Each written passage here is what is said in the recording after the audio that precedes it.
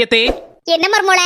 ஏத்தே, நாங்க 2 பேரும் கொஞ்சம் வெளியில போயிட்டு வரலாம்னு நினைச்சிட்டு இருக்கோம். வரும்போது உங்களுக்கு சாப்பாடு வாங்கிட்டு வரேன் தே. நீங்க எதுவும் செய்யண்டாம். அதெல்லாம் ஒண்ணு வேண்டாம் மர்மோளா, நீங்க மட்டும் சாப்பிட்டுட்டு வாங்க. எனக்கு வீட்ல இட்லி இருக்கு, நான் தின்னுக்கிடுவேன். சரி தே, போயிட்டு வரோம்.